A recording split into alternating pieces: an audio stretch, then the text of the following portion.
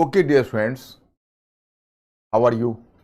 कभी कभी क्या होता है, थोड़ा टेक्निकल पहलू के कारण, क्योंकि आपको ऑनलाइन जोड़ना होता है हमें, तो थोड़ा सा लेट हो जाता है 2-3 मिनट का। तो उतना आप लोग उसको एक आवश्यक बुराई मानकर बर्दाश्त करेंगे, क्योंकि हम खड़े रहते हैं लेकिन हमारे टेक्नीशियंस भी लगे रहते हैं, हमारी पूरी टीम लगी रहती है, लेकिन बीच में कनेक्ट होने में थोड़ा कभी कभी टाइम लग जाता है। कभी कभी ये 5 मिनट टाइम लग जाता है, कभी 3 मिनट टाइम लग जाते हैं। That is very natural course, so you have not to take it otherwise. मैं अपने टाइम से होता हूँ। मेरा इंग्लिश मीडियम का क्लास फिनिश होता है और हम सब आपका शुरू कर देते हैं। तो मैं स्टूडेंट, अब कहाँ से शुरू करें। आपका तो कल कुछ चीज़ें बची हुई थी, तो मैं कल वाले करके आज मैंने स्टडी मटेरियल मिस्टर अंकुर इन लोगों को पहुंच गया है। तो आज का तो आपको खुराक मिल चुकी है, और मैंने जो पीडीएफ दिया है उसको ही मैं कंप्लीट मानता हूं। आप लोग कहते हो नोट्स, लेकिन उससे कंप्लीट तो उससे बढ़िया कनेक्टिविटी आपको कहाँ जुड़ेगा, उससे बढ़िया नोट्स आपको कहाँ मिलेगा जो हम आपको पीडीएफ के फॉर्म में हम आपको देते हैं। तो प्लीज़ आप उसको फॉलो करिएगा, और हम उसी लाइन पर आपको स्टडी मटेरियल देते हैं जिस लाइन पर हम पढ़ाते हैं, तो पूरी कनेक्टिविटी आपको होती होगी। और हमें लगता है कि आप बहुत कंफर्टेबल फील करते होंगे, और करते भी हैं। आप लोग इतना अच्छा परफॉर्म कर रहे हैं, इस बात की गारंटी है कि आप कितना बढ़िया परफॉर्म कर रहे हैं। अब मैं स्टूडेंट्स, अब हम पहले 5 क्वेश्चन से शुरू कर रहे हैं, और आपको फिर साइट पर भी अब कुछ क्वेश्चंस मिल गया होगा, क्योंकि मॉडल आंसर गया है इन लोगों का। कुछ मॉडल आंसर गए हैं, हम जी का के पास चला गया। हाँ, तो मॉडल आंसर और बाकी मैंक जी और बाकी जो हमारी टीम है वो आपको टाइम टू टाइम सूचना देती रहेगी प्रोग्राम के बारे में, जो भी है आप वहाँ पूछते रहेंगे। तो हम चलते हैं, पहले आपको क्वेश्चन पर लाते हैं।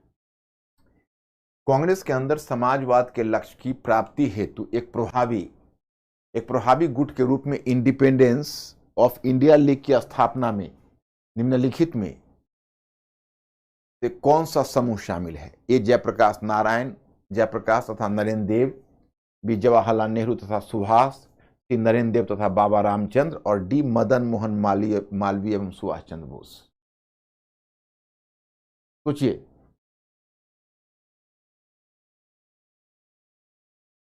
इंडिपेंडेंस ऑफ इंडिया लीग, हाँ, क्या नाम बताया।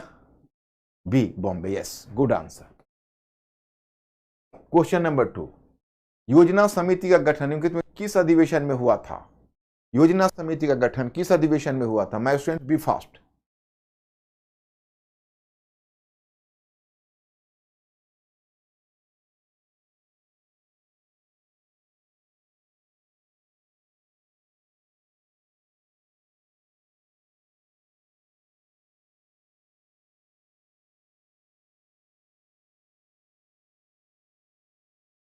D Haripura, yes, right answer. Question number 3, Congress ने अपने किस सम्मेलन में 20 सूत्री समाजवादी कार्यक्रम को आरंभ किया था। किस सम्मेलन में 20 सूत्री समाजवादी कार्यक्रम को आरंभ किया था। Be fast.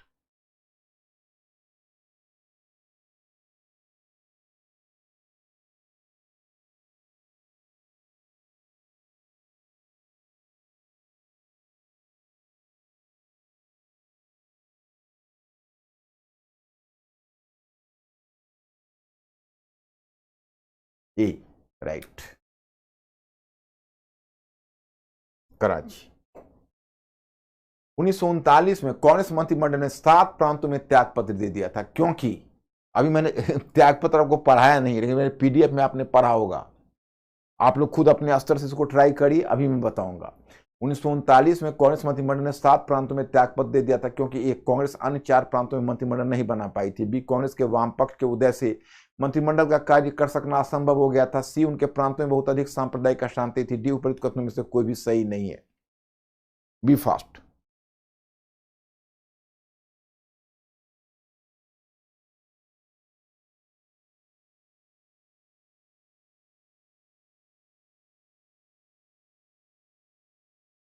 बी,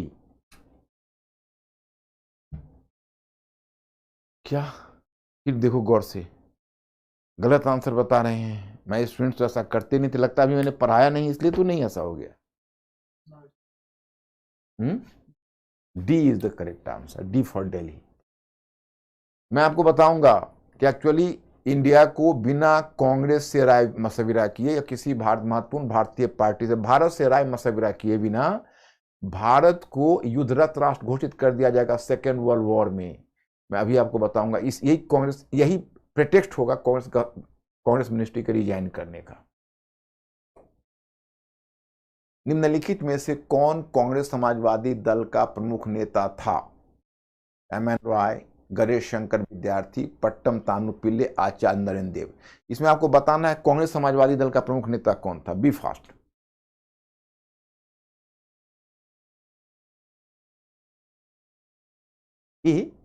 कांग्रेस समाजवादी दल, सभी लोग ये कर रहे हैं।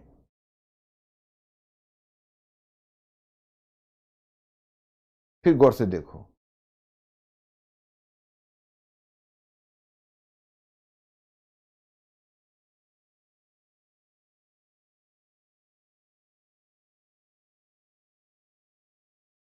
D is the answer. Yes, D is the correct answer. Acharya Narendra. M N Roy communist हैं। कल मैंने कम्युनिस्ट कांग्रेस सबका अंतर बताया था। एमएन रॉय कम्युनिस्ट हैं। He does not belong, he didn't belong to Congress समाजवादी दल। आप याद करिए, कांग्रेस समाजवादी दल हमने 1934 में बताया था, जो बॉम्बे में गठन हुआ था। उसमें आचार्य नरेंद्र देव, जयप्रकाश नारायण, फूलन प्रसाद वर्मा, संपूर्णानंद सिंह, मीनू मसानी, यही सब थे। एक बात और भी है, एक क्वेश्चन एक बार पूछा था कि इसमें से कौन नेता थे जो कांग्रेस समाजवादी दल को आशीर्वाद तो दिया परंतु कांग्रेस समाजवादी दल के मेंबर नहीं बने। तो कौन थे पता है? जवाहरलाल नेहरू। कांग्रेस समाजवादी दल को उन्होंने आशीर्वाद दिया है, लेकिन जवाहरलाल नेहरू कांग्रेस समाजवादी दल के मेंबर नहीं बने।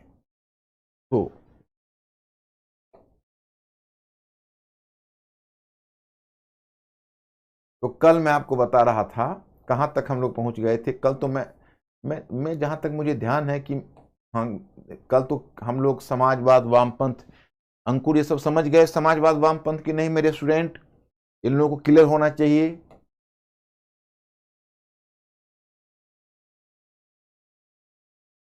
अब 1935 का भारत सरकार अधिनियम में बता रहा था पहले।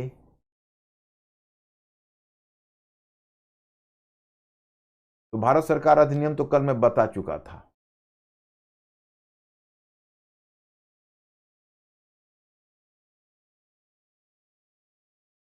यस, ओके, चलिए।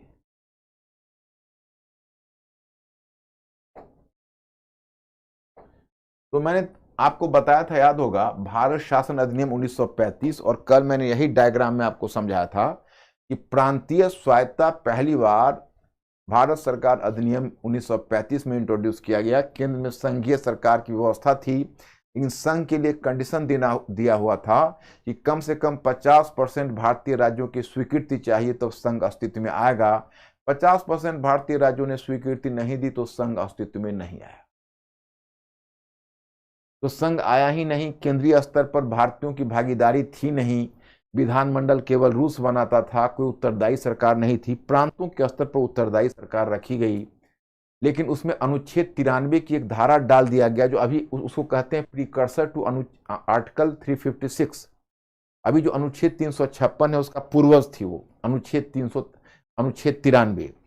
जो 1935 का भारत सरकार अधिनियम का जो अनुच्छेद 93 है, उसको आप कह सकते हो कि यह अनुच्छेद 356 जो वर्तमान में है उसका पूर्वज थी। इसमें यह प्रावधान था कि गवर्नर किसी समय सरकार को अपने हाथ में ले सकता था। उसके बाद फिर मैंने कहा कि एक संघीय न्यायालय का प्रावधान था, संघीय न्यायालय बना। एक रिजर्व बैंक ऑफ इंडिया का प्रावधान था, वो मैंने कहा। मताधिकार 65 लाख से बढ़ाकर 3 करोड़ कर दिया गया, परंतु सार्वत्रिक मताधिकार को स्वीकार नहीं किया गया। तो my students, a lot of reforms were made here. अब इसके आगे की मैं आपको कहानी सुनाता हूं कि इसके आगे क्या हुआ। अब जब भारत सरकार अधिनियम आया तो उस समय कांग्रेस में, वैसे भी देखो कि गांधी जी रचनात्मक ग्रामीण कार्यक्रम में 1934 में ही जा चुके थे।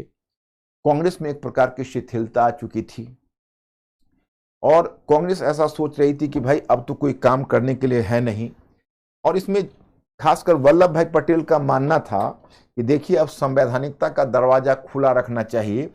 अब भारतीयों को चुनाव 1935 के भारत सरकार अधिनियम को 1936 में जो लखनऊ में अधिवेशन हुआ, तो 1935 के भारत सरकार अधिनियम की आलोचना हुई। आलोचना इसलिए हुई क्योंकि गवर्नर को बहुत सारी शक्तियां दी गई थी। जैसे कहा गया था, एक तो वायसराय ने बहुत सारी विवेकाधीन शक्तियां ली हुई थी, गवर्नर को ही बहुत सारी विवेकाधीन शक्तियां दी हुई थी कि वहां पर प्रांत में विदेशियों की रक्षा, ब्रिटिश हितों की रक्षा, ब्रिटिश व्यापार की रक्षा, बहुत सारी सिक्योरिटी दी गई थी। ऊपर से अनुच्छेद 93 दिया गया था। तो पंडित जवाहरलाल नेहरू ने एक स्टेटमेंट दिया कि it was having all brakes with no engine, यानी 1935 के भारत सरकार अधिनियम में केवल ब्रेक ही ब्रेक लगे हुए, परंतु इंजन नदारत है, इंजन अनुपस्थित है। It was having all brakes with no engine. तो इसकी आलोचना की उन्होंने, लेकिन उन्होंने फिर 1935 के भारत सरकार अधिनियम को स्वीकार किया। कांग्रेस ने आलोचना तो की परंतु उसको स्वीकार किया। अब कांग्रेस ने चुनाव लड़ने का निर्णय लिया, क्योंकि 1935 के भारत सरकार अधिनियम पर प्रांतीय स्वायत्तता लागू की गई थी, तो प्रांतों में चुनाव होने वाला था, आप समझ सकते हैं। और अब जब प्रांतों में चुनाव होने वाला है तो कांग्रेस भी चुनाव लड़ना चाहती है। लेकिन एक समस्या आ गई, कांग्रेस में उसमें दो गुट है। एक गुट है वामपंथी गुट, कल मैं वामपंथी आपको समझा चुका हूं, जिसका नेतृत्व जिसका प्रतिनिधित्व आचार्य नरेंद्र देव, जयप्रकाश नारायण, जवाहरलाल नेहरू आदि कर रहे हैं, सुभाष चंद्र बोस। दूसरा गुट है, वह गुट है दक्षिणपंथी गुट, जिसका नेतृत्व वल्लभ भाई पटेल, डॉक्टर राजेंद्र प्रसाद, चक्रवर्ती राजगोपालाचारी आदि कर रहे हैं। तो चुनाव लड़ने के लिए तो दोनों तैयार थे, लेकिन वामपंथी गुट का कहना था कि हम चुनाव लड़ेंगे, अपनी शक्ति का प्रदर्शन करेंगे, परंतु हम सरकार नहीं बनाएंगे। क्योंकि उनको डर था कि अगर हम सरकार बनाएंगे तो भारतीय जनता की बहुत सारी उम्मीदें हमसे जुड़ जाएंगी। भारतीय जनता यह महसूस करेगी कि हमें उनके लिए कुछ करना चाहिए, क्योंकि हम सरकार में रहेंगे तो उनकी उम्मीदें जुड़ेंगी। और उनका कहना था, जवाहरलाल नेहरू का, कि गवर्नर के अनुच्छेद 93 और गवर्नर को जितनी विवेकाधीन शक्तियां दी गई हैं, उसमें गवर्नर हमारा हेल्प नहीं करेगा, उल्टा गवर्नर जगह जगह सरकार में बाधा उपस्थित करेगा, तो हम प्रांत में कुछ कर नहीं पाएंगे। और उधर भारतीय जनता की उम्मीदों को हम जगा देंगे अगर हम सरकार बनाएंगे, और भारतीय जनता के लिए कुछ नहीं कर पाए तो हमारी बदनामी होगी, हमारा चेहरा धूमिल हो जाएगा, इसलिए हम सरकार नहीं बनाएंगे। चुनाव लड़ेंगे, शक्ति प्रदर्शन करेंगे, सरकार नहीं बनेगी। दक्षिणपंथी गुट का कहना था हम चुनाव भी लड़ेंगे और सरकार भी बनाएंगे। इस पर कोई मतक नहीं हुआ, तो अंत में तय हुआ, खैर चलिए कोई बात नहीं, पहले चुनाव लड़ते हैं, आगे का आगे देखते हैं। चुनाव लड़े तो 5 प्रांतों में इनको स्पष्ट बहुमत मिला। फिर 2 प्रांतों में ये और सरकार बना सकती थी, तो टोटल 7 प्रांत में सरकार बनाने की स्थिति में आ गई, और अंत में तो 8 प्रांत में सरकार बनाने की स्थिति में आ गई। और सच पूछो तो सिंध, बंगाल और पंजाब, इन 3 को छोड़कर कांग्रेस हर जगह सरकार बनाने की स्थिति में आ गई थी। लेकिन फिर वही बात हो गई, जब सरकार बनाने की बात हुई तो वामपंथी अड़ गए। वामपंथियों ने कहा नहीं, हम जाएंगे, हम सरकार बनाएंगे, भारतीय जनता की उम्मीद हमसे जुड़ेगी और हम कुछ कर नहीं पाएंगे, हमारा चेहरा धूमिल होगा, हमें सरकार नहीं बनाना। उधर वल्लभ भाई पटेल वगैरह परेशान थे कि वे सरकार बनानी है। और कल वाले क्लास में मैंने आप लोगों से पूछा था कि भाई आप लोगों में कितने लोगों ने गांधी मूवी देखी है, तो आप में से अच्छे खासे लोगों ने कहा हम गांधी मूवी देखी। आपने देखी होगी, तो बड़ा इंटरेस्टिंग सीन है। वल्लभ भाई पटेल परेशान है और अंत में जब इसका कोई समाधान नहीं निकला तो यहां से सीधे वो गांधी के आश्रम में जाते हैं, और जब गांधी को वो अपना कंप्लेन बताते, और गांधी तो रचनात्मक ग्रामीण कार्यक्रम में लगे हैं, लेकिन उनका कहीं ना कहीं ध्यान वर्धा आश्रम में है। पहले गांधी तो साबरमती में थे, लेकिन अब वर्धा शिफ्ट कर चुके थे, तो वर्धा आश्रम में थे। तो जाते हैं और गांधी और गांधी जी तो रचनात्मक ग्रामीण कार्यक्रम है, परंतु देश की राजनीति पर भी उनकी नज़र तो होती है। यहाँ से वल्लभ भाई पटेल वगैरह जाते हैं, उस दिन गांधी जी के बकरी का एक पांव टूटा हुआ है, आप लोगों ने देखा होगा गांधी मूवी में, तो गांधी जी उसमें व्यस्त थे। पटेल अपनी समस्या बताते था तो वो बकरी की टांग की समस्या लेकर बैठ गए, और पटेल के हाथ में भी घास का एक टुकड़ा दे दिया, कहा आप इसको, पटेल इसको कुछ खिलाओ, हम आते हैं अंदर से कोई जड़ी बूटी लेकर। तो पटेल इतने ऑफेंडेड थे उस बकरी और उसको देख के, उनको लग रहा था अभी देश में इतना बड़ा राष्ट्रीय संकट का मुद्दा है और गांधी जी को बकरी की टांग दिख रही। खैर, तो गांधी जी का अपना आदा था, आप तो जानते ही हो गांधी जी की आदा थी, गांधी जी इस तरह का। तो गांधी जी ने ही रास्ता निकाला, गांधी जी ने वामपंथी गुट को मनाया। उन्होंने कहा कि अच्छा ठीक है, आपको डर यह है कि गवर्नर स्वतंत्र रूप में काम नहीं करने देगा और फिर आपकी बदनामी हो जाएगी, आपका डर भी जायज है। तो उन्होंने कहा कि अगर वायसराय लिखित रूप में आश्वासन दे दे कि गवर्नर हमारे मामले में अनावश्यक हस्तक्षेप नहीं करेगा, मतलब उनका कहना है कि अगर लिखित वह दे दे वायसराय कि गवर्नर हमारे मामले में अनावश्यक हस्तक्षेप नहीं करेगा, तब क्या समस्या है, तब तो सरकार बना सकती है। तो वामपंथी भी चुप हो गए, क्योंकि उन्होंने इतनी सटीक बात कही। अब वायसराय था लिनलिथगो, लिनलिथगो को कहा गया कि क्या आप लिखित देंगे। लिनलिथगो ने कहा कि देखो, लिखित तो हम नहीं देंगे, लेकिन हम मौखिक आश्वासन देते हैं, मौखिक ओरली, कि गवर्नर इस मामले में हस्तक्षेप नहीं करेगा अनावश्यक, आप भरोसा रखें। अंत में अब वायसराय की का वचन था, उसका वर्ड था, तो इतनी इज्जत तो उसको की ही जानी चाहिए कि मान लिया जाना चाहिए वो धोखा नहीं देगा, इस बात को स्वीकार करेगा।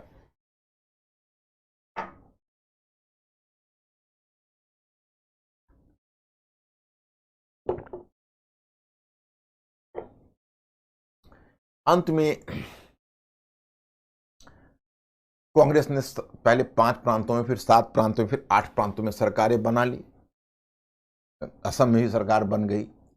देखो, बंगाल एक ऐसा प्रांत है, कहीं प्रीलिम्स में अगर तुम्हें रास्ता, अगर ऐसा प्रीलिम्स में अगर कहीं फंसने की बात हो तो ध्यान रखना, बंगाल एक ऐसा प्रांत है जहां कांग्रेस की सरकार कभी नहीं बनी। पंजाब में कांग्रेस की सरकार नहीं बनी, सिंध में नहीं बनी। इन 3 प्रांत को आप याद रखना, इन 3 प्रांत में कांग्रेस की सरकार कभी नहीं बनी। देखो, अगर पंजाब में नहीं बनी तो हमें आश्चर्य नहीं, क्योंकि पंजाब में कोई ऐसा कांग्रेस का दिग्गज नेता थे भी नहीं। कांग्रेस की सरकार बंगाल में नहीं बनी, आश्चर्य की बात है। कांग्रेस के इतने दिग्गज नेता बंगाल से, सुभाष चंद्र बोस से लेकर चित्तरंजन दास तक, लेकिन फिर भी बंगाल में कांग्रेस की सरकार कभी नहीं बनी। भाई, इसकी क्या वजह हो सकती है, जरा सोचिए तो। इसकी वजह है कि बंगाल में बहुसंख्यक किसान मुसलमान थे और जमींदार हिंदू थे, और जमींदार कहीं ना कहीं किसानों का शोषण करते थे, तो किसानों में जमींदारों के विरुद्ध एक असंतोष का भाव तो होता ही था, तो मेजॉरिटी वोट तो उनको मिलता नहीं था। अब यही समझिए कि 1928 में जब बंगाल में एक रैयतवारी कानून लाया गया था, और रैयतवारी कानून का मतलब है कि रैयतों को सुरक्षा दी गई थी जमींदारों के अगेंस्ट में, तो बंगाल के जमींदारों ने विरोध किया था। उसमें कांग्रेस के दिग्गज नेता लोग भी थे, सुभाष चंद्र बोस ने भी उसकी आलोचना की थी 1928 में। और उसी मुद्दे पर आप देखेंगे कि एक कृषक प्रजा पार्टी का गठन कर लिया, जिसका नाम था फजलुल हक। वो मुस्लिम लीग का नहीं था, फजलुल हक ने कृषक प्रजा पार्टी का गठन कर लिया, और कृषक प्रजा पार्टी वहां सरकार बनाती रही। 1937 के चुनाव में कृषक प्रजा पार्टी ने वहां सरकार बनाई, लेकिन मुस्लिम लीग ने उसको बाहर से समर्थन दिया था, मुस्लिम लीग का बाहर से समर्थन था। पंजाब में एक बहुत अजीब कॉम्बिनेशन था। पंजाब में मुस्लिम भी क्षेत्र था, जाट भी थे, हिंदू का भी अच्छी खासी संख्या थी, मेजोरिटी मुसलमान की थी। वहां पर एक नेता उभरे, उन्होंने यूनियनिस्ट पार्टी, उस पार्टी का नाम था यूनियनिस्ट पार्टी, और ये यूनियनिस्ट पार्टी का नेता है, उसका नाम है सिकंदर हयात खान। ये सब बच्चों देखो, हम तुमको मैटर में भी पीडीएफ में उसी लाइन पर दे रहे हैं जिस लाइन पर पढ़ा रहे हैं, तो 2-3 बार पढ़ोगे तो ये सब चीज अपने हो जाएंगे, और तुम इसको इंजॉय करने लगोगे। तुम कोई फैक्ट्स नहीं पढ़ रहे हो, तुमको रटने का प्रेशर नहीं होगा। कोई बच्चा अगर ये कहता है कि सर हमको ईस्वी सन याद करना है, अरे ईस्वी सन तुमको याद करने की जरूरत क्या हो, तो खुद याद हो जाएगा। जब आप कनेक्टिविटी बनाकर पढ़ोगे तो घटनाक्रम और ईस्वी सन वो तो नेचुरली आपको याद हो जाए। तो यूनियनिस्ट पार्टी का नेता है,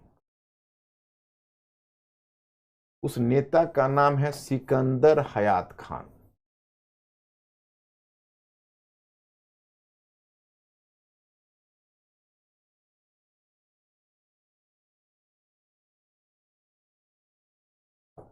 और सिकंदर हयात खान है, इसके साथ एक कोटूराम जाट नेता है, कोटूराम जाट नेता है, और वहां पर सिखों की अच्छी खासी संख्या है। और मास्टर तारा सिंह सिख नेता है, मास्टर तारा सिंह।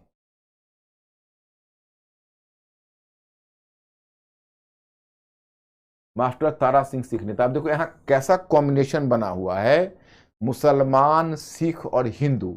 और जिन्ना को यहां कोई फटकने नहीं दिया, मुस्लिम लीग का कोई होल्ड नहीं है। जिन्ना अभी तुम देख रहे हो मुस्लिम लीग के नेता के रूप में, खास कर जब जिन्ना ने 14 सूत्री कार्यक्रम लाया, 14 सूत्री सांप्रदायिक कार्यक्रम आपको याद है जो मैंने मार्च घोषणा में कहा था। जब जिन्ना ने 14 सूत्री कार्यक्रम लाया तो जिन्ना मतलब मुस्लिम लीग के दिग्गज नेता हो गए। और पहले तो मुस्लिम लीग 1928 के आपको याद होगा कि मैंने पीछे बताया, और आप लोग पीडीएफ, मेरे पीडीएफ को रिवाइज करते रहना, मेरे पीडीएफ को आप लोग रिवाइज करते रहना है, कम से कम 2 बार रिवाइज करना है, जो आपको पेजेज जो है मैं नोट्स देता हूं। उसमें आपने देखा होगा कि जिन्ना जब 1928 का जब नेहरू रिपोर्ट थी, तो नेहरू रिपोर्ट को किस प्रकार से जिन्ना ने अपने ढंग से जिन्ना ने नेहरू रिपोर्ट को मैनेज किया था। और उन्होंने नेहरू रिपोर्ट के समय पहले कांग्रेस से वार्ता की थी, सर्वदलीय बैठक में गए, जब वार्ता टूटी तो जिन्ना हार्डलाइनर बन गए सॉफ्टलाइनर से। और एक जो हार्डलाइनर नेता था, मैंने उसका नाम आपको बताया था, और तो भूल गए होंगे आप लोग नाम, चूंकि देखो इसमें आपकी गलती नहीं है। जो पहली बार नाम सुनते हैं तो जितनी तेजी से सुनते उतनी तेजी से भूल जाते हैं, बहुत नेचुरल है। जब 2 4 5 बार उसको देख लोगे, रिवाइज कर लोगे, तो that will be the part of your thought process, वो आपके थॉट प्रोसेस का हिस्सा बन जाएगा। जैसे वो नाम मैंने बताया था शफी खान, तो मुस्लिम लीग का एक हार्डलाइनर गुट शफी खान का था और जिन्ना का सॉफ्ट लाइनर था, लेकिन अब जिन्ना भी हार्डलाइनर हो गए।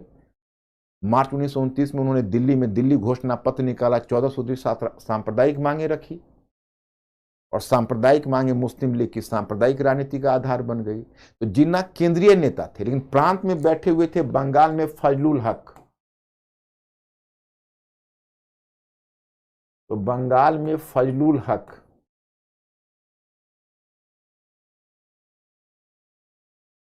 और फजलुल हक की पार्टी का क्या नाम है पता है? उसकी पार्टी का नाम ध्यान रखना, उसका पार्टी का नाम है कृषक प्रजा पार्टी, फजलुल हक की। और जो जिन्ना की पार्टी है यूनियनिस्ट पार्टी, वह यूनियनिस्ट पार्टी का जो नेता है वह है सिकंदर हयात खान। और सिकंदर हयात खान की जो पार्टी है उसका नाम है यूनियनिस्ट पार्टी। और छोटू राम है जो जाट नेता है, जो सिकंदर हयात खान का दायां हाथ है, राइट हैंड है। और मास्टर तारा सिंह अकाली दल के नेता हैं। और ये सभी मिलकर मिलीजुली सरकार बनाते हैं पंजाब में। अब वहां पर जिन्ना की दाल नहीं गल सकती थी, क्योंकि वहां पर क्या होता है कि जिस समय सिकंदर हयात खान जिन्ना का साथ देते तो मास्टर तारा सिंह और छोटू राम का साथ छूट जाता। तो आप जानते हो कि जब राजनीतिक हित जुड़ा हुआ होता है तो सारा संप्रदायवाद निकल जाता है, और सारी जातीय और धार्मिक पहचान अपने राजनीतिक हित के सामने समाप्त हो जाती है। तो वही बात हो रही थी। और इधर तो जिन्ना का केवल केंद्र में केंद्रीय पार्टी के रूप में मुस्लिम लीग थी, लेकिन होल्ड प्रांतों में था अलग अलग पार्टियों की, मुसलमानों की पार्टियों की। तो पंजाब में सिकंदर हयात खान ने मिलीजुली सरकार बनाई, मास्टर तारा सिंह, छोटू राम आदि के साथ मिलकर, लेकिन उस पर कांग्रेस का भी समर्थन था। उस सरकार को कांग्रेस की भी कुछ सीटें थी। और बंगाल में कृषक प्रजा पार्टी की सरकार थी, लेकिन उसको समर्थन कांग्रेस की तरफ से नहीं था, उसको समर्थन मुस्लिम लीग की तरफ से था। और सिंध में एक अपना लोकल पार्टी ने वहां सरकार बनाई। तो इस तरह से अब तीनों जगह पर अपनी सरकार बन गई। मुस्लिम लीग की सरकार किसी प्रांत में नहीं बनी।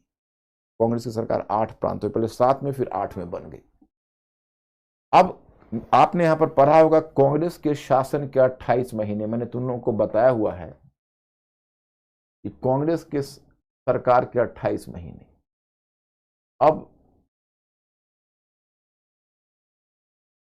कांग्रेस की सरकार के जो 28 महीने हैं उसमें कांग्रेस क्या करती है, आप देखो। इसका बहुत सारा अचीवमेंट है। जैसे ये सरकार अपने आप में, जैसे इस सरकार का एक अचीवमेंट कह सकते हो कि जो कांग्रेस की सरकार का अचीवमेंट है वह है कि जो 1930 के कांग्रेस की सरकार के 28 महीने 1939 तक की सरकार रही। इसमें कहा जाता है कि देखो, एक तो जो 1930 के सविनय अवज्ञा आंदोलन में जेल में चले गए थे, तो आप तो जानते हो कि पेंडेंसी ऑफ केसेस और जेल में जाते हैं उनकी सूद लेने वाला कोई नहीं होता है। तो बेचारे जेल में ही सड़ रहे थे, उनको निकालने वाला कोई नहीं था। तो पहले राजनीतिक कैदियों की रिहाई, राजनीतिक कैदियों की रिहाई का काम इन्होंने किया। इसी में एक बड़ा दिलचस्प घटना हो गई जो मैं आपको बताऊंगा। दिलचस्प घटना यह है कि जब राजनीतिक कैदियों की रिहाई करवा रहे थे तो गांव गांव में बहुत उत्साह था। वैसे भी कांग्रेस की सरकारें गठित हुई थी तो गांव से लोग पूरे जत्था बना कर आते थे। पहली बार उनको लगता था हमारी सरकार है, हमारा सब कुछ है। एक अजीब सेंसेशन लोगों को होता था। लोग सचिवालय में चले जाते थे, चेयर को टच करके देखते थे, ऑफिस में झांक कर देखते थे, कह रहे ये तो अपनी सरकार है, तो अपने लोग हैं। तो भारतीयों में एक बड़ी अजीब सा उत्साह था। जब राजनीतिक कैदियों की रिहाई जब होती थी तो और उत्साह में आ जाते थे। उनको लगता था कि अरे सब तो अपना है, अब तो डरने की जरूरत ही नहीं है। तो गांव से जत्था बनाकर आते थे और जेल के मुहाने पर पूरा स्वागत करके और उनको फूल माला पहनाकर और नारे लगाते हुए ले जाते थे। तो कांग्रेस की सरकार थोड़ी डर रही थी कि कहीं गवर्नर का ध्यान चला जाएगा तो वीटो ना कर दे। वही हुआ 1938 में, जब बिहार में श्री कृष्ण सिंह की सरकार थी। श्री कृष्ण सिंह उसमें मुख्यमंत्री नहीं, प्रधानमंत्री कहा जाता था। तो श्री कृष्ण सिंह प्रधानमंत्री थे बिहार के और गोविंद वल्लभ पंत थे उत्तर प्रदेश, मतलब संयुक्त प्रांत तब कहा जाता था। तो इन दोनों ने कैदियों की एक खेप की रिहाई की। बस तुरंत वहां पर गवर्नर ने वीटो कर दिया, तो इनकी सरकार ने रिजाइन कर दिया और उनकी बस। लेकिन हरिपुरा अधिवेशन चल रहा था तो कांग्रेस आला कमान ने वायसराय लिनथो से वार्ता की। लिनथो ने बीचों बचाव किया, फिर अंत में गवर्नर ने वीटो वापस लिया तो इन्होंने रिजिग्नेशन वापस लिया। तो ये एमिकेबली सेटल हो गया। उसके बाद इन्होंने दूसरा काम किया, प्रेस की आजादी। ये भी काम महत्वपूर्ण था, प्रेस की आजादी। और तीसरा किया रैयतों की सुरक्षा के लिए रैयतवारी कानून।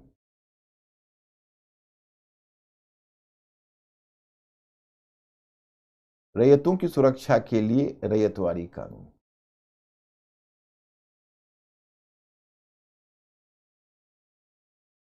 रैयतवारी कानून ये भी इनका था।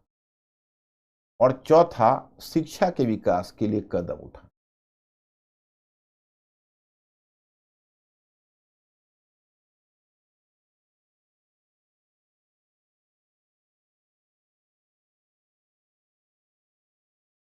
शिक्षा के विकास के लिए कदम उठाना, जैसे देखो, अब आपने एक नाम सुना होगा, वर्धा शिक्षा योजना।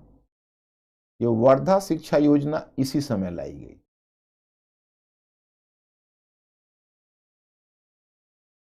वर्धा शिक्षा योजना 1937 में लाई गई थी। जाकिर हुसैन समिति की अनुशंसा पर लाई गई थी।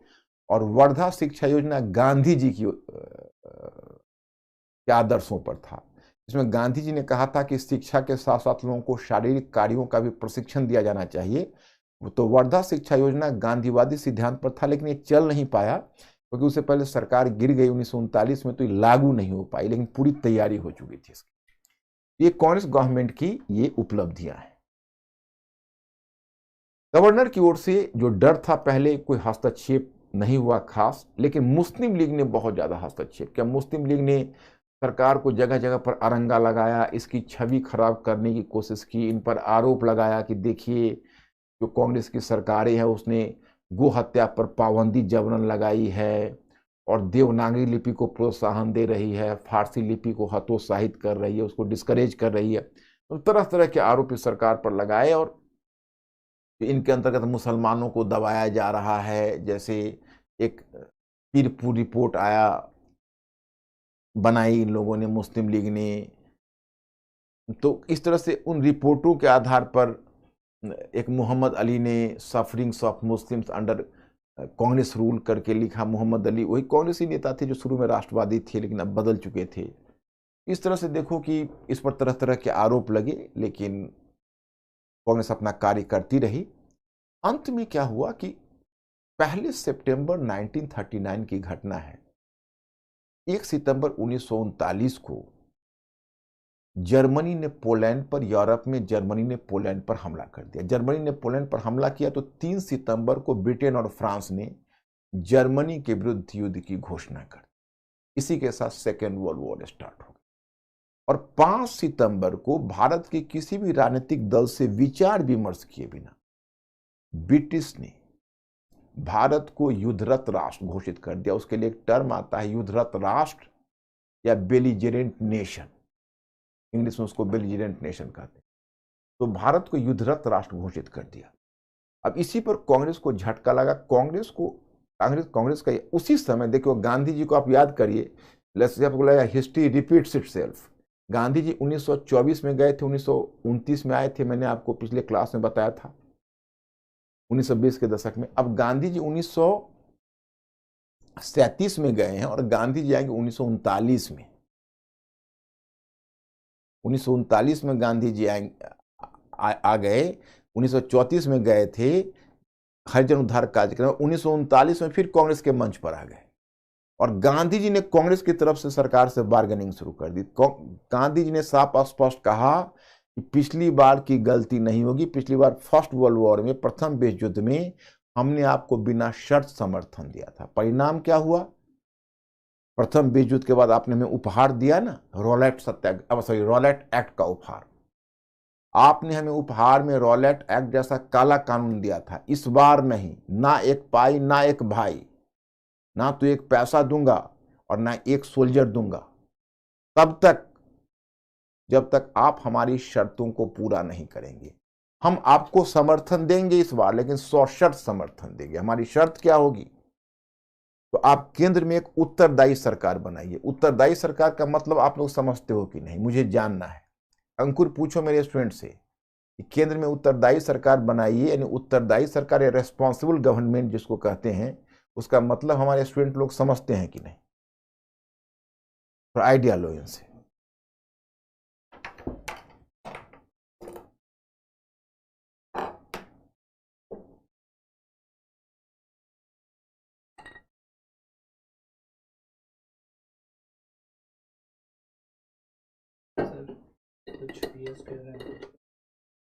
कुछ नो भी कर रहे हैं।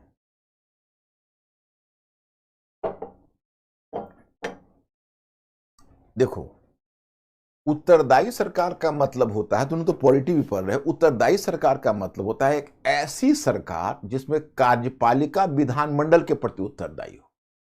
मतलब पीपुल के प्रति सरकार कैसे उत्तरदायी होगी? प्रत्येक लोग, तो ऐसा नहीं होगा कि प्रत्येक लोग, तो आपने पॉलिटी में पढ़ा होगा ना, सरकार के 3 अंग, कार्यपालिका, विधानमंडल और न्यायपालिका। यहां पर कार्यपालिका तो केंद्र में है, याद है, और विधानमंडल भी, लेकिन विधानमंडल कानून बनाता है। आप याद करिए, अभी की बात नहीं करो, अभी तो डेमोक्रेसी है, तो अभी तो आप लोगों ने पॉलिटी में पढ़ा होगा कि सरकार के तीनों अंग कैसे काम कर रहे हैं। और उस समय ब्रिटिश के समय तो डेमोक्रेसी नहीं थी ना, साम्राज्यवादी, एक तरह से कहो तो ऑटोक्रेटिक गवर्नमेंट था, निरंकुश शासन। तो केंद्र में जो वायसराय था वो तो किसी विधानमंडल के प्रति उत्तरदायी होने का मतलब है कि अगर विधानमंडल नो कॉन्फिडेंस मोशन पारित कर देगा तो आपकी सरकार गिर जाएगी। तो ऐसा तो वायसराय तो विधानमंडल वायसराय को कुछ कर ही नहीं सकता था, और ना उसको इंपीचमेंट किया जा सकता था जैसा अमेरिकन प्रेसिडेंट का होता है या इंडियन प्रेसिडेंट के लिए प्रोविजन है, महाभियोग। तो मतलब कि वायसराय तो किसी के प्रति रेस्पॉन्सिबल, लंदन के प्रति रेस्पॉन्सिबल है। वो तो इंडिया के प्रति रिस्पॉन्सिबल है ही नहीं। उत्तरदायी सरकार का मतलब है कि एक ऐसी सरकार बनाई है केंद्र में जिसमें विधानमंडल या वायसराय की काउंसिल ही, वायसराय की काउंसिल कहीं रिस्पॉन्सिबल तो किसी के प्रति नहीं है, वायसराय के प्रति रिस्पॉन्सिबल है। और अवशिष्ट शक्तियां जो विभाजन हुई है केंद्र और प्रांत के, वो भी वायसराय में निहित है। तो अब ये कहने का मतलब यह है कि उत्तरदायी सरकार बनाइए, तो उन्होंने, गांधी जी ने शर्त दी। आज की सरकार से तुलना करो ना तो अंतर आपको स्पष्ट आ जाएगा। और आज की सरकार तो आप लोग जान ही रहे हो, उससे ब्रिटिश सरकार की तुलना करके देखो, पता चल जाएगा। तो मैं आपको बता रहा था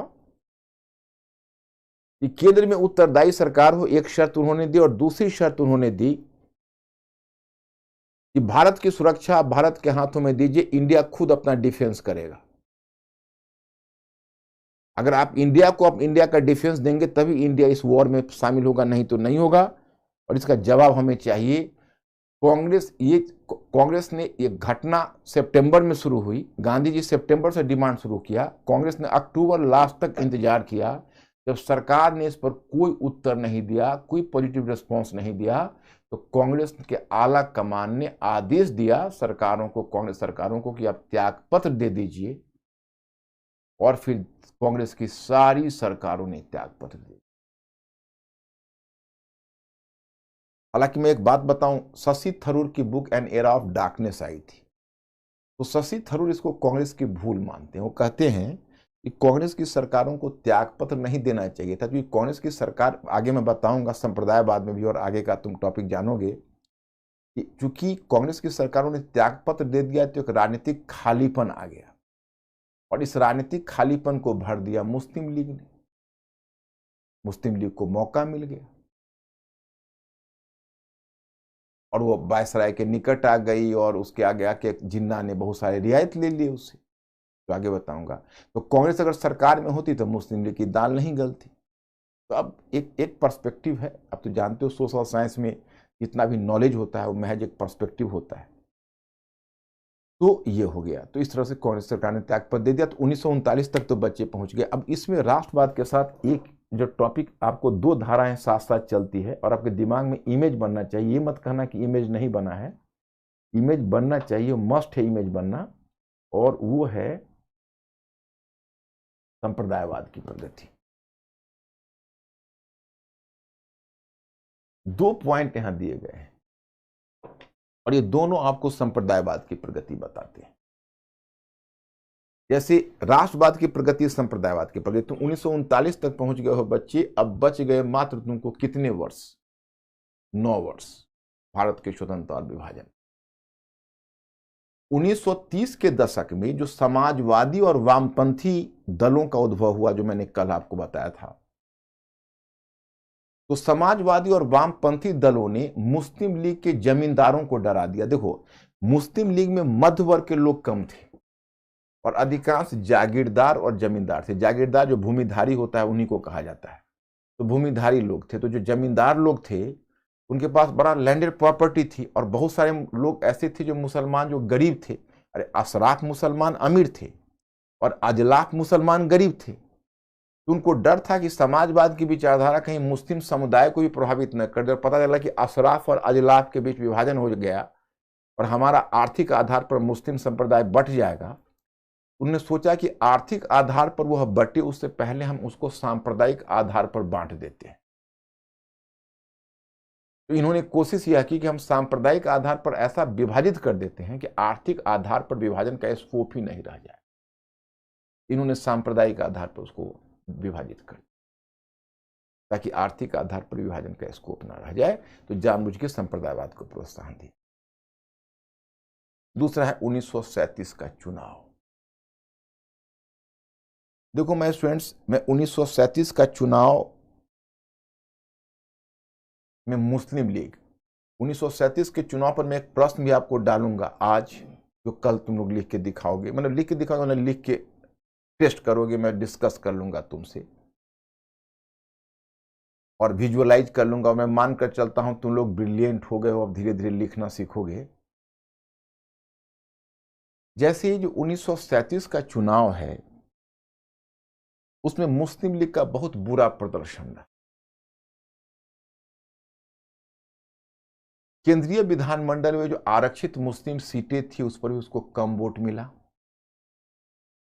और प्रांत में मुस्लिम लीग की कहीं भी सरकार नहीं बन पाई। जिन्ना तो पहले निराश हुआ, यहां से लंदन चला गया था गम गलत करने, फिर वहां से आया।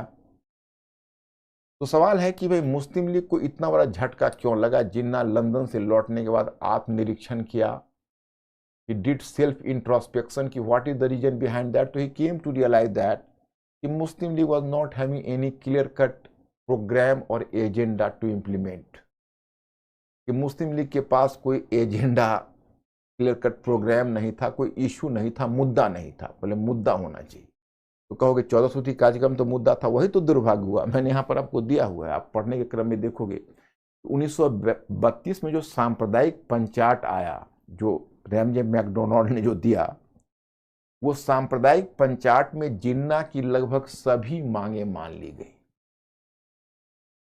और चूंकि उसमें जिन्ना की लगभग सभी मांगे मान ली गई, तो अब जिन्ना को समझ में ही नहीं आ रहा था यहां से कहां जाया जाए। और जब 1937 के चुनाव में वो गया तो उस चुनाव में उसको गहरा झटका लग गया। अब इसके बाद जिन्ना आत्म परीक्षण करेगा, वो देखेगा कि भाई 1937 के बाद कि हमें पहली चीज यह करना है, एक स्पष्ट मुद्दा चुनना है। तो आगे देखोगे कि 1940 के मार्च 1940 के लाहौर अधिवेशन में वह पृथक मुस्लिम प्रांत का प्रस्ताव पारित करे, पृथक मुस्लिम प्रांत।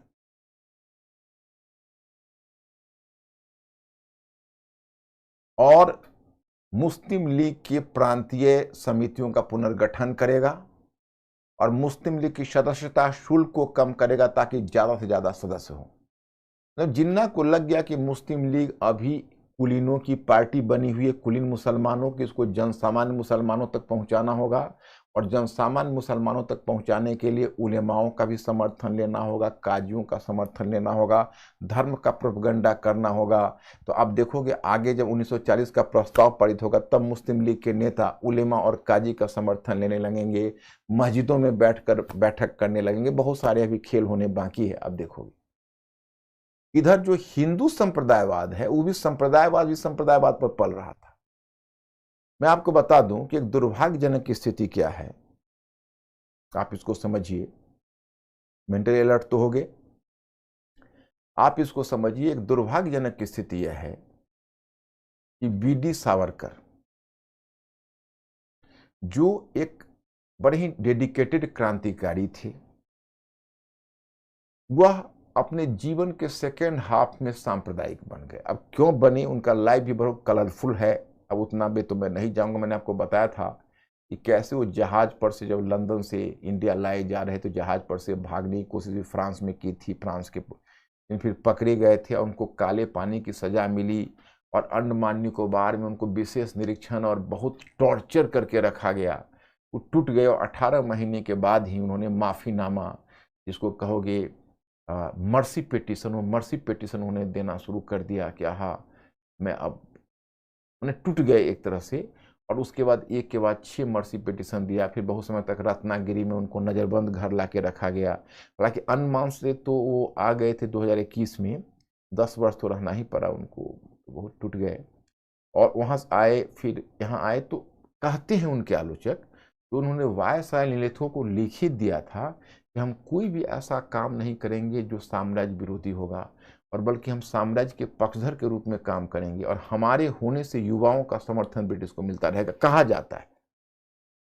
और फिर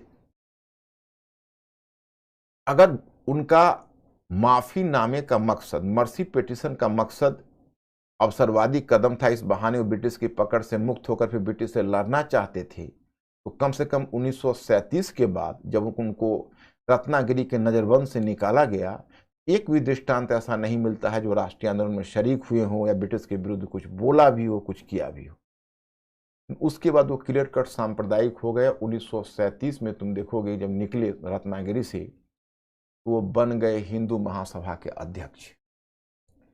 क्योंकि 1937 में जब मुस्लिम लीग हिंदू महासभा की भी करारी हार हुई थी, जैसे मुस्लिम लीग को चुनावी झटका लगा था, तो हिंदू महासभा को भी चुनावी झटका लगा था, इसको भी चुनावी झटका लगा था।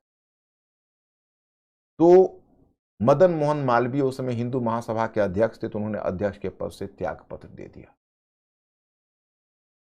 तो त्यागपत्र दे दिया, तो अब बने बीडी सावरकर नए अध्यक्ष। बीडी सावरकर ने 1923 में हिंदुत्व नामक रचना लिखी थी, हिंदुत्व 1923 में। अब देखिए, यह वही बीडी सावरकर है जिन्होंने 1907 में, जब 1857 के वर्षगांठ मनाई जा रही थी, तो 1907 में इन्हीं बीडी सावरकर ने, याद करो, the first war of independence, इन्होंने ही कहा था 1857 के महाविद्रोह को, और पुस्तक लिखी थी। और वही अब हिंदुत्व पुस्तक लिख रहे हैं। अब ये क्या बोल रहे हैं उसको सुनोगे तो आश्चर्य में पड़ जाओगे। कहते हैं, एक कॉन्सेप्ट दिया, उस कॉन्सेप्ट को कहते हैं सांस्कृतिक राष्ट्रवाद का कॉन्सेप्ट। एक कॉन्सेप्ट उन्होंने दिया, वो कॉन्सेप्ट को कहते हैं सांस्कृतिक राष्ट्रवाद, यानी कल्चरल नेशनलिज्म।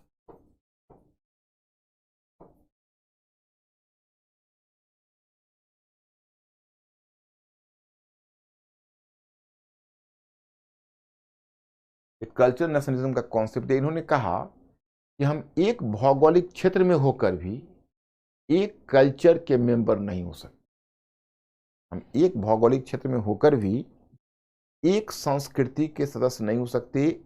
मतलब हम भौगोलिक रूप से राष्ट्र होकर भी सांस्कृतिक रूप से राष्ट्र नहीं हो सकते। सांस्कृतिक रूप से तभी राष्ट्र बनेगा, या सांस्कृतिक राष्ट्र का मेंबर वही होगा जिसकी जन्मभूमि, जिसकी पितृभूमि, लिखा पितृभूमि, जिसकी पितृभूमि फादरलैंड और तीर्थ स्थल पिलग्रिमेज सेंटर दोनों हिंदुस्तान में हो, दोनों इंडिया में होगा, दोनों भारत में होगा, तभी हम भारत के सांस्कृतिक राष्ट्र के सदस्य होंगे। मतलब हमारी पितृभूमि और हमारा तीर्थ स्थल दोनों इंडिया में होना चाहिए। इस लिहाजन तो मुसलमान और क्रिश्चियन तो फिर, समझ रहे हैं आप मेरी बात को, उनका जो सांस्कृतिक राष्ट्रवाद का कॉन्सेप्ट था वह एक तरह से घातक था, बढ़िया नहीं था। कम से कम हिंदुस्तान के जो कंप्लीट कल्चर है, समन्वित संस्कृति है, उस भावना के अनुकूल नहीं था। तो जिन्ना अगर उधर पाकिस्तान की मांग, पाकिस्तान शब्द का तो प्रयोग खैर बाद में होगा, पृथक प्रांत की बात उठाएंगे, तो बीडी सावरकर, हम ये नहीं कहते हैं, इस धोखे से जिन्ना का काम कर गए। क्योंकि जिन्ना, अगर आप समझ सकते हो, अगर वो मुसलमानों को संगठित करने की कोशिश कर रहे थे, तो वो तो यही डर दिखा रहे थे ना कि देखिए आप इस हिंदू मुल्क में आप नहीं रह पाओगे, हिंदू मेजॉरिटी आपको सताएगा, ऐसा वो भय दिखा रहे थे। तो जिन्ना और बीडी सावरकर, जब ऐसा उस समय जरूरत थी सेकुलर बातें करने की कि नहीं भाई, तो हिंदू मुसलमान दोनों दो भाई हो, आपस में मिलकर रहो, तो पूरे राष्ट्र का हम दोनों, जैसे हिंदुस्तान की हिंदू और मुसलमान दो आंखें हैं, उसमें जरूरत थी उनको भयमुक्त करने की।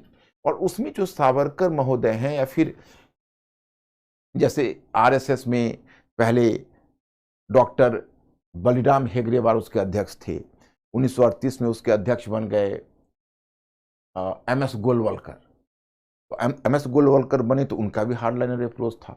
इस कारण से, और तो जिन्ना की जो दो राष्ट्रीय ध्यान थे उसको तो और सह मिल गई, उसका काम आसान हो गया, वो और आसानी से मुसलमानों को कन्विंस कर सकता था कि देखिए आप हिंदुस्तान जैसे मुल्क में नहीं रह पाओगे। तो ये जो बातें हैं, कभी भी संप्रदायवाद का जवाब सांप्रदायिक राजनीति नहीं हो सकती, इसका जवाब सेकुलर पॉलिटिक्स से हो सकता है। तो यहां पर टैक्टिकल मिस्टेक हिंदू कम्युनलिस्ट भी कर रहे हैं, और उधर जिन्ना तो कर ही रहे। तो स्थिति बिगड़ गई। तो यही है संप्रदायवाद का विकास। देखो, राष्ट्रवाद की प्रगति भी हुई और संप्रदायवाद की प्रगति भी हुई। अब बच्चों 1939 तक पहुंच चुके हो। आज आपके पास एक मैटर पहुंच चुका है। अंकुर क्या पहुंच चुका है? हाँ, एक जो मैं कह रहा था आपको कि आप अगर प्रश्न लिखना चाहें,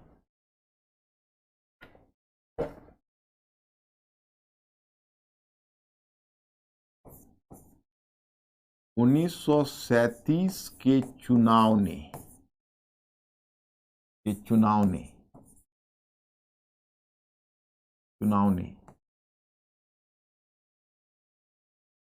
भारतीय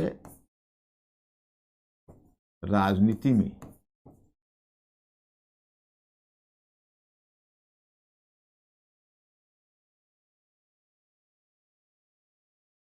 सांप्रदायिक चेतना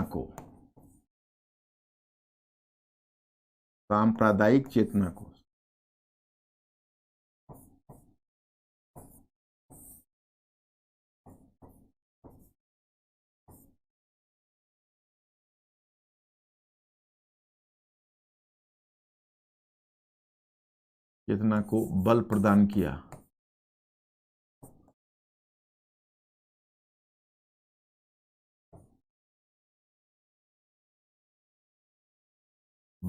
किया।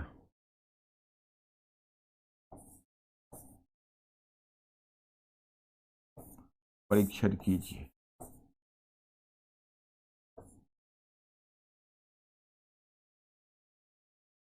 Hundred 150 words. मैं स्टूडेंट्स आप लोग इसको ट्राई करोगे, फिर मैं डिस्कस करूंगा। आप लोग पहले ट्राई करोगे। अंकुर बताओ, रिस्पॉन्सिबिलिटी लेंगे? पूछो इनसे, मेरे स्टूडेंट से, ये क्वेश्चन देखें, इसकी रिस्पॉन्सिबिलिटी लेंगे वो? हाँ, क्वेश्चन तो हाइपोथेटिकल है, लेकिन हमें इनसे चाहिए इस रिस्पॉन्सिबिलिटी को लेंगे वो? Will they try this question? क्या बोल रहे हैं? ठीक है, इस क्वेश्चन को आप लोग ट्राई करिएगा। अब क्वेश्चन तो आप लोग समझ चुके हो, बिल्कुल हाइपोथेटिकल कर रहे हो, बिल्कुल सही कर रहे हो। अब आज मैंने आप लोगों को मैटर भेजा है ये वाला, इसका डायग्राम थोड़ा सा देखिए, बिल्कुल अलग है। देखो, जिन कारणों से राष्ट्रवाद की प्रगति हो रही है, उन्हीं कारणों से संप्रदायवाद की प्रगति हो रही है। कैसे? तो आप लोगों को मैटर मिला होगा, अगस्त प्रस्ताव, राष्ट्रवाद की प्रगति। अगस्त प्रस्ताव में लिखित प्रावधान थी, व्यक्तिगत सत्याग्रह आंदोलन, किस मिशन में निम्नलिखित प्रावधान थे? भारत छोड़ो आंदोलन 1942,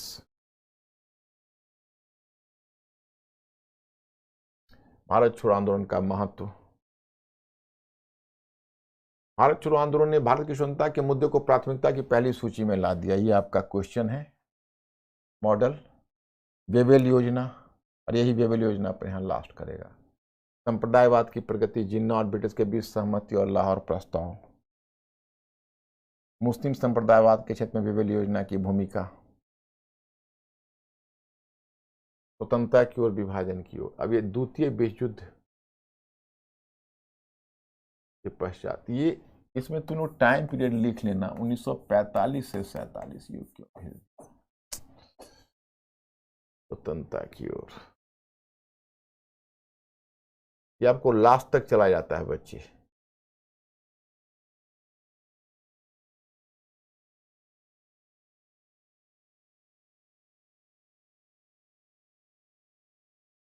ये लास्ट तक चला जाता है।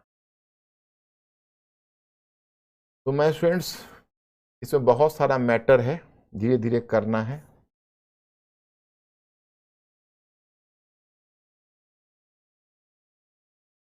यहां से शुरू करते हैं। हाँ, ये मैंने बताया कि ये टाइटल एक यहां पर जरूर तुम लोग दे लेना। यहां बताता हूं,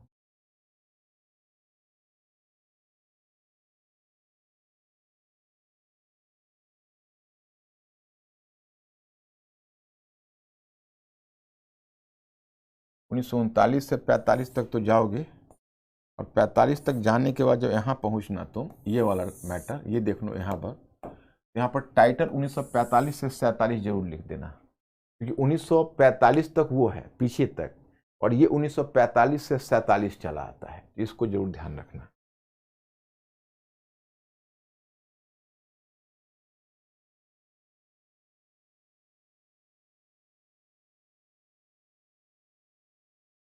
ये 1939 से 47 दोनों मिलाकर है, लेकिन एक 45 से, एक 45 से 47। अब देखो, ये अगस्त प्रस्ताव है, तो अगस्त प्रस्ताव देखना, राष्ट्रवाद की प्रगति भी इससे होगी और संप्रदायवाद की प्रगति भी। पहले एक एक करके हम उठाते हैं। और तब आपको बताते हैं कि क्या है। आप लोगों ने तो आज पढ़ा नहीं होगा, अंकुर इन लोगों ने पढ़ा है कि नहीं, कब गया है मैटर इनका, पढ़ा तो नहीं होगा, लेकिन अब जाके पढ़ लेना। देखो तो चलिए पहले बताते हैं कि कैसे क्या हुआ। कि उधर कांग्रेस की सरकारों ने त्यागपत्र दे दिया, कांग्रेस की सरकारों ने त्यागपत्र दे दिया। उसके बाद कांग्रेस दिशाहीन थी कि क्या करना चाहिए, कि कांग्रेस के नेताओं में मतभेद था। एक तरफ पंडित जवाहरलाल नेहरू थे, वो थोड़ा आदर्शवाद से, जस्ट 1 मिनट,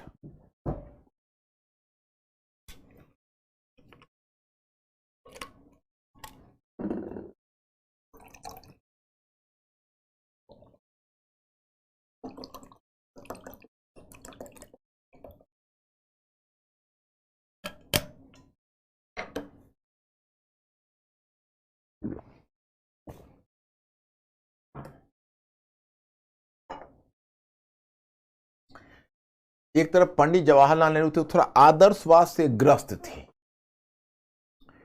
वो आदर्शवाद से किस प्रकार ग्रस्त थे, तो पंडित जवाहरलाल नेहरू को ऐसा लगता था कि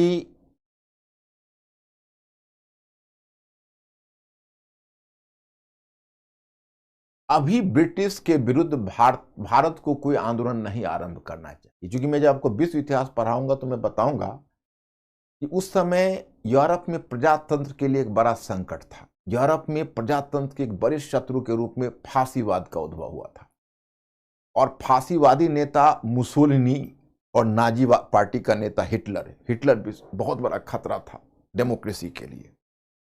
और ब्रिटेन, फ्रांस, ये दोनों फाइट कर रहे थे डेमोक्रेसी, ये दोनों डेमोक्रेटिक कंट्री थे, और लग रहा था कि दुनिया में अब डेमोक्रेसी सरवाइव कर पाएगी कि नहीं। तो चूंकि पंडित जवाहरलाल नेहरू एक डेडिकेटेड डेमोक्रेट थे, तो पंडित जवाहरलाल नेहरू को लगता था कि अभी अगर हम ब्रिटिश के विरुद्ध कोई आंदोलन छेड़ते हैं, कोई आंदोलन आरंभ करते हैं, तो इससे फांसीवादी ताकत को फायदा हो जाएगा। इसलिए उन्होंने एक तरह से, वो इसके बिल्कुल ही विरोधी थे, जो भाई किसी तरह से फांसीवादी ताकत को फायदा ना हो।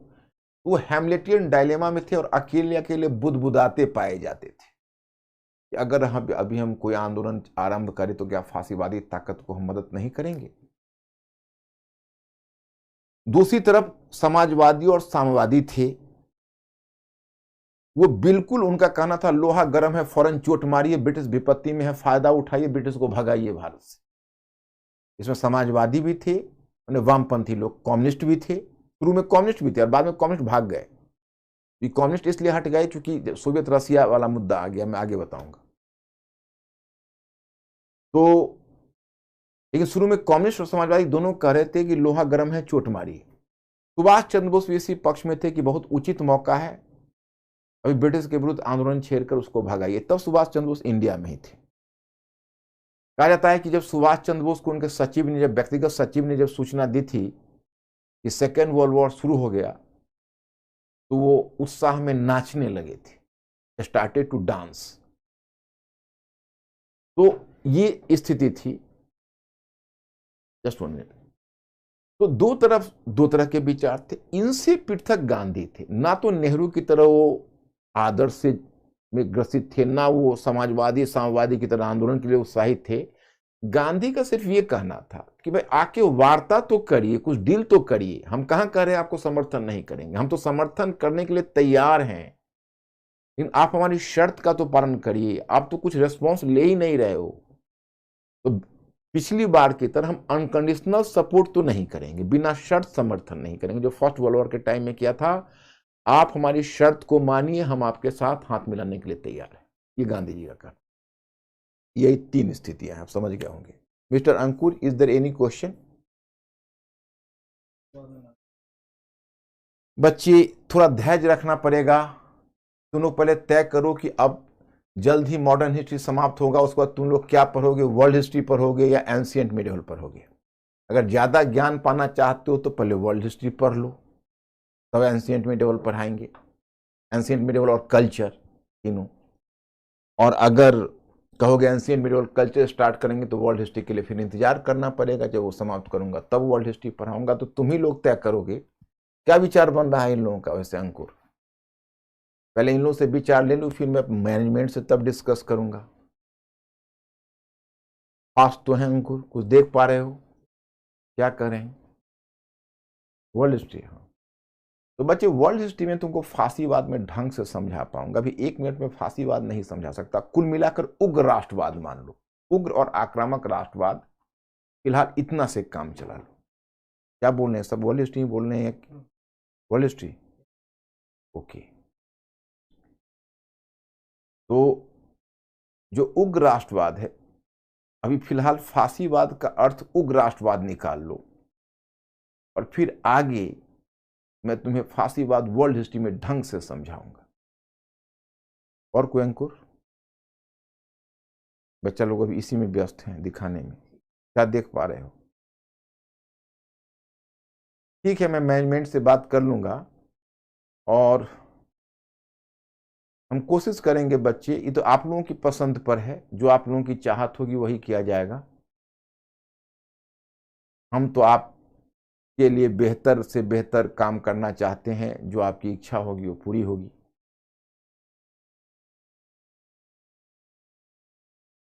तो देन अब हम लोग, वही विचार हुआ अंकुर, यस। तो मतलब ये तय हुई। अब बहुत हिचकिचाते हुए ब्रिटिश ने पहली बार ब्रिटिश एक प्रस्ताव लेकर आए 8 अगस्त 1942 को। तो मैंने जो डायग्राम बनाया उस डायग्राम को देखो, इसने राष्ट्रवाद की भी प्रगति हुई, संप्रदायवाद की भी प्रगति हुई, दोनों। हाँ, उससे पहले मैं एक बात बताना चाहता हूं, जस्ट 1 मिनट मुझे टाइम दो। एक घटना बीच में घट गई, जब कांग्रेस ने सरकार को समर्थन नहीं दिया, और कांग्रेस जब दुनिया को यह संदेश देने लगी कि देखिए हम इस युद्ध में नहीं हैं, हमें ब्रिटिश सरकार जबरन इस युद्ध में खींच रही है, हम इस युद्ध में कहीं नहीं हैं, जब इस तरह का वो झलक देने लगी, तो फिर मतलब ब्रिटिश बड़े असमंजस में पड़ गई कि भाई इस तरह तो कांग्रेस अगर दुनिया में प्रचार करेगी कि हम भारत को जबरन युद्ध में घसीट रहे हैं, तो अंत में सरकार ने सोचा कि चलो एक उपाय, एक दूसरा तरीका अपनाता हूं। कांग्रेस तो सबसे बड़ी पार्टी है भारत की, और मुस्लिम लीग फिर दूसरी पार्टी है। तो कांग्रेस समर्थन नहीं देती है, तो चल के हम मुस्लिम लीग से ही डील कर लेते हैं, और उसी से डील करके हम अपने काम को आगे बढ़ाएंगे, दुनिया को दिखाएंगे कि देखिए हम इस युद्ध में भारत को जबरन नहीं घसीट रहे, भले कांग्रेस हमारे साथ नहीं है लेकिन मुस्लिम लीग तो हमारे साथ है। तब उसने जिन्ना को बुलाया, वायसराय ललितगो था, जिन्ना को बुलाया, बोला कि जिन्ना साहब आपका समर्थन हमें चाहिए इस युद्ध में। तो जिन्ना मुस्कुराए, बोले क्या देंगे आप? मेरी बात समझ रहे हो, मतलब ऐसा ओपन नहीं हो रहा था, लेकिन हिंट वही था कि क्या देंगे आप। तो वायसराय ने कहा क्या लेंगे आप? तो उन्होंने 2 शर्तें रख दी। एक शर्त कहा कि आपको यह मंजूरी देनी होगी और आपको यह इन प्रिंसिपल स्वीकार करना होगा कि भारत में कोई भी ऐसा संविधान आप स्वीकार नहीं करेंगे भविष्य में, कोई भी ऐसा संवैधानिक निर्णय जिस पर मुस्लिम लीग की सहमति नहीं हो। मुस्लिम लीग की सहमति जरूर होनी चाहिए, नंबर 1। नंबर 2 कि भारत में मुसलमानों के सर्वमान्य नेता के रूप में आप हमसे वार्ता करेंगे, दूसरे नेता से नहीं, मतलब सिकंदर हयात खान से नहीं और फजलुल हक से नहीं। क्योंकि आप तो जानते हो कि जिन्ना के राइवल में सिकंदर हयात खान भी थे, फजलुल हक भी थे, और जिन्ना तो एक केंद्रीय पार्टी का प्रतिनिधित्व अवश्य कर रहे थे, लेकिन प्रांत में तो बैठे हुए थे सिकंदर हयात खान और फजलुल हक। तो ये दोनों बैठे हुए थे।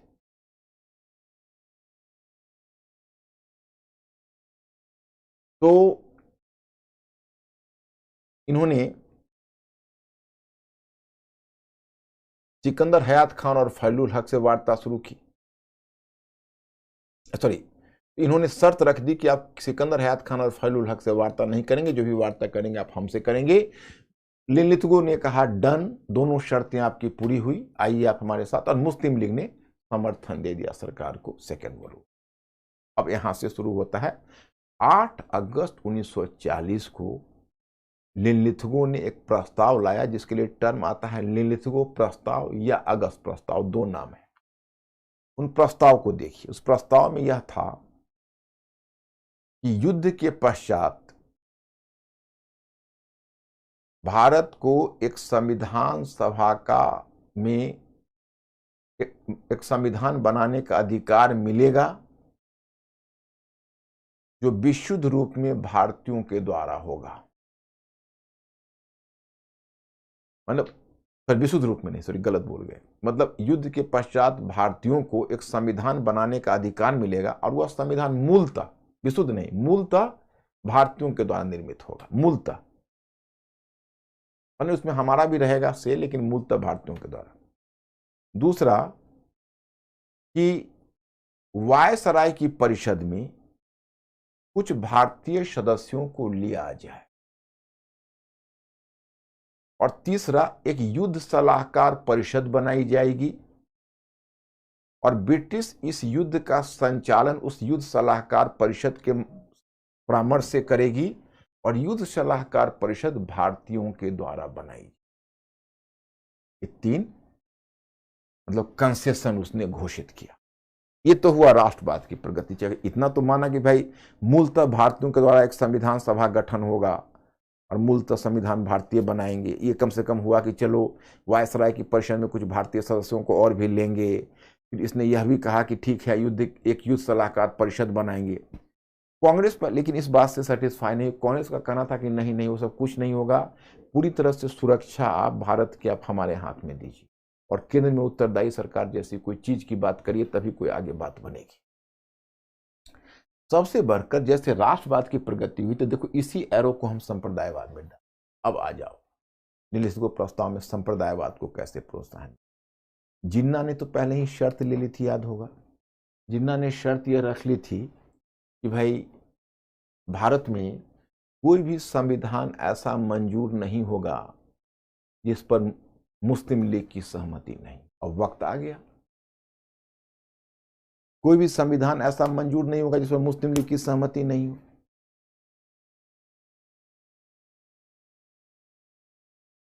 तो जिन्ना ने यह शर्त पहले ही करवा ली थी। तो लिनलिथगो प्रस्ताव में एक प्रोविजन लाया गया ब्रिटिश की ओर से मुस्लिम लीग को खुश करने के लिए कि भारत में कोई भी ऐसा संविधान नहीं लागू होगा। जैसे ऊपर कहा कि भाई भविष्य में एक युद्ध के बाद भारत में एक संविधान बनेगा जो मूलतः भारतीयों के द्वारा निर्मित होगा। वहीं पर क्लॉज जोड़ दिया गया कि लेकिन कोई भी ऐसा संविधान नहीं मंजूर होगा जिस पर अल्पसंख्यक समूह की सहमति नहीं। अब डायरेक्ट मुस्लिम लीग कैसे बोलते, अल्पसंख्यक समूह की सहमति नहीं। इस तरह से पहली बार याद रखना, अगस्त प्रस्ताव में सरकार ने मुस्लिम लीग को वीटो की शक्ति। अब मुस्लिम लीग को मिल गई वीटो की शक्ति, तो वीटो लगा सकती। ओके, यहां तक समझ गए। अब गांधी जी काफी इरिटेटेड थे। वो लग रहा था कि भाई कुछ ये दे नहीं रहा, केवल समय काट रहा, कुछ कंक्रीट काम कर नहीं रही। तो गांधी जी एक तरह से बेचैन थे। अंत में लेकिन गांधी जी बड़े असमंजस में थे। वह कोई ऐसा आंदोलन भी नहीं आरंभ करना चाहते थे जो ब्रिटिश को कोई ज्यादा परेशानी पैदा करे, क्योंकि जानते थे कि अगर कोई ऐसा आंदोलन होगा और ब्रिटिश को बड़ी परेशानी होगी तो उसका फायदा फासीवादी ताकत को मिलेगा। तो वो ब्रिटिश को, गांधी जी उधेड़-बुन में ये थे कि हम ब्रिटिश से को बिना शर्त समर्थन भी नहीं देंगे, ब्रिटिश पर दबाव भी बनाना है, लेकिन ब्रिटिश को बहुत मुश्किल में भी नहीं डालना है।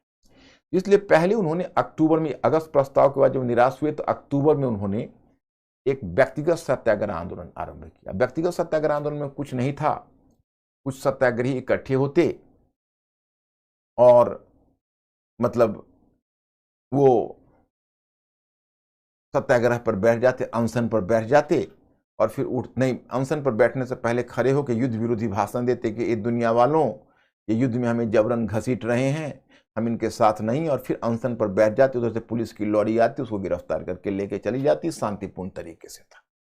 पहले सत्याग्रही के रूप में उन्होंने आचार्य विनोबा भावे को चुना, और दूसरे सत्याग्रही के रूप में पंडित जवाहरलाल नेहरू। ये कोई विशेष प्रभाव इसका नहीं पड़ा, और ये यूं ही समाप्त हो। अब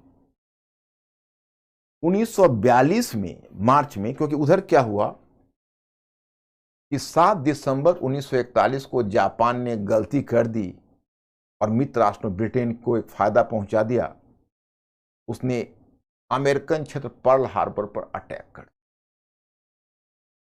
बस अमेरिका सेकेंड वर्ल्ड वॉर में कूद गया और उसने जापान के विरुद्ध युद्ध की घोषणा कर दी। अब जर्मनी ने दूसरी गलती कर दी कि जापान ने जब रसिया के अगेंस्ट में युद्ध की घोषणा नहीं की थी, तो उसने अमेरिका के अगेंस्ट में युद्ध की घोषणा कर दी। तो अमेरिका जर्मनी से ही बहुत क्रूर था। तो अमेरिका उधर यूरोप में भी दूसरे मोर्चे पर लड़ रहा था, और इधर एशिया में भी लड़ रहा था। तो एशिया में क्या था कि एशिया में जापान बड़ा आक्रामक सिद्ध हुआ। जितनी भी साम्राज्यवादी शक्तियां थी, अब समझो अमेरिका को फिलीपींस से भगा दिया, ब्रिटिश को मलेशिया और सिंगापुर से भगा दिया, डचों को इंडोनेशिया से भगा दिया, और फ्रेंच को इंडो चाइना या वियतनाम से भगा दिया। तो पूरी एशिया प्रशांत क्षेत्र में जापान छा गया फॉर टाइम भी। तो ब्रिटिश के पांव उखड़ रहे थे। तो पश्चिम मोर्चे पर भी जर्मनी से युद्ध चल रहा था। तो अब इधर अमेरिकी राष्ट्रपति फ्रैंकलिन डी रूजवेल्ट ने और उधर चीन के शासक चियांग काई शेक ने बार बार कांग्रेस पर दबाव डाला, कहा कि सरकार पर, ब्रिटिश पर दबाव डाला कि भाई अब ऐसा है कि आप कांग्रेस से कुछ समझौता करके रास्ता निकालिए, स्थिति बड़ी नाजुक हो गई है, कुछ करना चाहिए। और चर्चिल बहुत अरियल टट्टू था, जो ब्रिटिश प्रधानमंत्री इमरजेंसी में प्रधानमंत्री हुआ था, वो बहुत अरियल था। चर्चिल कोई समझौता करना नहीं चाहता था। अंत में जब मित्र राष्ट्रों का ज्यादा दबाव पड़ा, तो उसने सोचा कि चलो कुछ नौटंकी कर देते हैं। तो उसने मार्च 1942 में क्रिप्स मिशन भेजा, और एडवर्ड क्रिप्स वो मिशन लेकर आए। शिमला में गांधी जी गए कांग्रेस की ओर से वार्ता करने। तो जो शर्त क्रिप्स मिशन ने दी, वो गांधी जी के लिए बहुत असंतोषजनक था। उसने कहा कि भाई युद्ध के बाद एक युद्ध सलाहकार परिषद का गठन हो, उसने कहा कि युद्ध के बाद भारत को एक डोमिनियन स्टेटस मिलेगा। डोमिनियन स्टेटस का मतलब कि विदेश और प्रतिरक्षा ब्रिटिश के पास होगी, बाकी मामले में भारत स्वतंत्र होगा। तो भारत को डोमिनियन स्टेटस मिलेगा, लेकिन भारत को ब्रिटेन से अलग होने का अधिकार भी रहेगा। मतलब अगर भारत चाहे तो विदेश प्रतिरक्षा भी अपने हाथों में ले सकता है। चलिए, ये तो एक अच्छी बात है।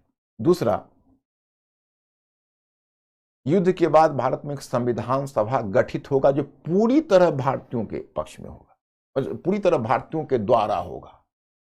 जैसे उसमें कहा था निर्मित हो प्रस्ताव में कि मूलतः भारतीयों के द्वारा निर्मित होगा, अब कह रहा है कि संविधान सभा का गठन होगा जो पूरी तरह भारतीयों के पक्ष में होगा। ओके, मैंने पूरी तरह भारतीयों के द्वारा होगा, ये कर दिया।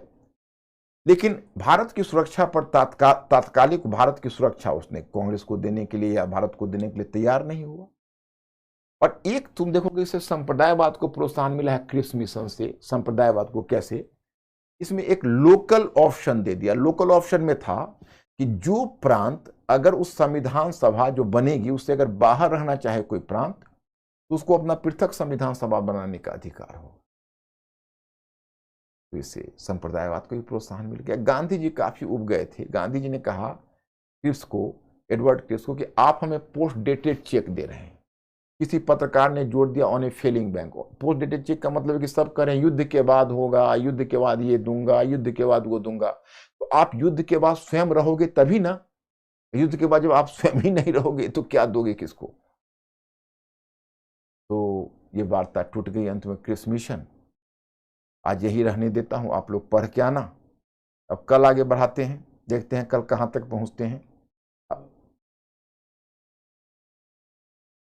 वीटो पावर का मतलब होता है कि कोई अगर वीटो लगा दे तो आप वो काम नहीं कर सकते। वीटो लगाने का मतलब हुआ कि आपको काम करने का अधिकार छीन लेगा। मतलब जहां आपको वीटो लगा वहीं रुक जाना होगा, उसको वीटो पावर कहते हैं। अंतरिम सरकार का मतलब होता है कि जो आपस में मिलकर जो सरकार हम लोग गठित करते हैं, आपस मिलीजुली सरकार, उसी को अंतरिम सरकार बोलते हैं।